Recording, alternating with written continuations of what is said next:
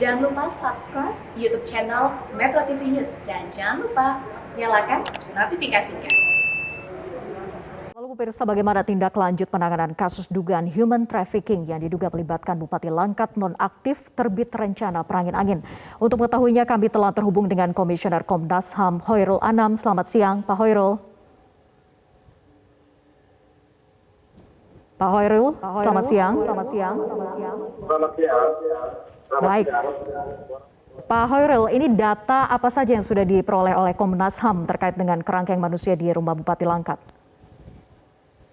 Ya, kalau data yang diterima oleh Komnas HAM, satu soal konteks, yang kedua soal bagaimana masuk yang pengaduan yang ke kami itu terkait memang pekerja kelapa sawit, belum ada yang soal apakah ini rehabilitasi atau tidak. Yang berikutnya adalah kami juga dapat foto, video dan lain sebagainya. Nah, ini yang akan kami dalami nantinya. Apakah betul ini seperti yang dikatakan oleh teman-teman kepolisian, ataukah ini seperti yang dikatakan oleh pengadu kami. Tapi yang pasti kami akan mendalami dalam waktu dekat, dalam minggu ini kami akan pergi ke sana.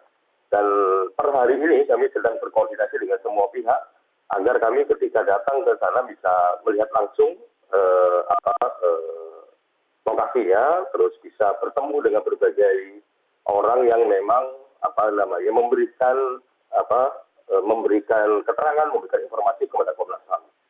Nah, kami kepingin terangnya peristiwa ini. Kalau memang ini merupakan seperti pengaduan ke kami, ya, ada unsur penyiksaan, perlakuan martabat yang merendahkan martabat manusia dan sebagainya, ya kami minta supaya ini ditindaklanjuti dengan pidana.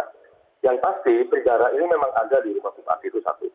Yang kedua, memang ini kalau kami juga mendengarkan keterangan polisi misalnya, ini juga tanpa izin gitu. Nah, ketika tanpa izin memang jadi sangat serius problemnya. Kenapa jadi sangat serius?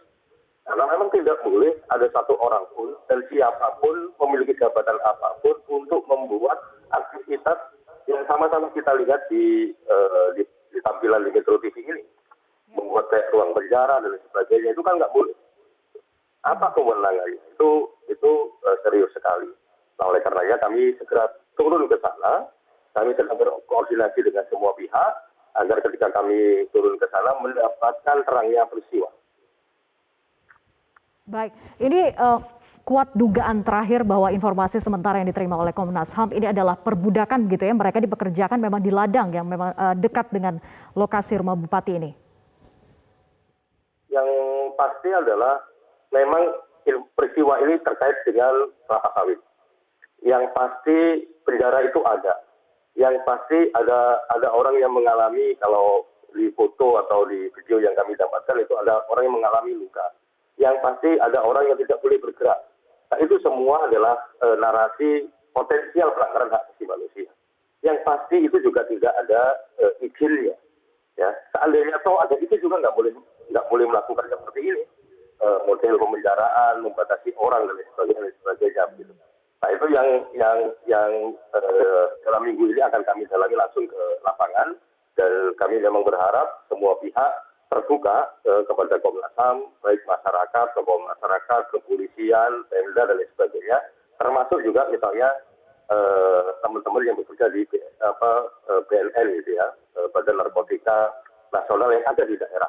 Nah, kami juga ingin tahu kenapa kok ini ada pihak yang mengklaim bahwa itu adalah bagian dari rehabilitasi tapi tidak memiliki izin dan dibiarkan.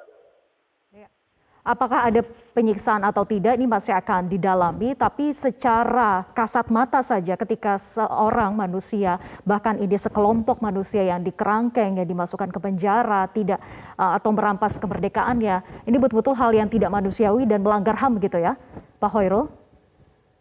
Ya, jadi kalau kita lihat data sementara yang ada di kami, orang dibatasi ruang geraknya tanpa otoritas tertentu, terus diperlakukan tidak manusiawi, ya ini pasti potensial pelanggaran hak asasi manusia, merendahkan martabat gitu. Nah, yang berikutnya adalah apakah ada penyiksaan atau perlakuan lain yang kejam yang lain? Nah, ini akan kami dalami. Gitu. Baik, singkat saja Pak Hoirul, apakah Komnas HAM akan mendorong kasus ini agar ditangani serius oleh aparat kepolisian di sana? Ya, ini kami sedang berkomunikasi dengan teman-teman kepolisian di Mabes Polri agar kasus ini memang bisa diselidiki secara profesional, akuntabel, dan kalau memang terjadi pelanggaran pidana ya diusut ke sampai pidana, termasuk misalnya tuduhan apakah ini bagian dari perdagangan orang ataukah tidak, apakah ini ada penyiksaan ataukah tidak, apakah ada penganiayaan ataukah tidak, dan berbagai tindak kekerasan lain, termasuk juga soal gaji yang tidak dibayar, hubungan industrial, ya hak pekerja di sana dan lain sebagainya. Kalau memang berbagai pelanggaran itu ya tentunya siapapun yang melakukannya harus bertanggung jawab, termasuk bertanggung jawab menghadapi proses hukum. Baik, kita dorong bersama agar kasus ini betul-betul bisa terungkap dengan jelas. Terima kasih Pak Hoirul telah bergabung bersama kami di Metro Siang.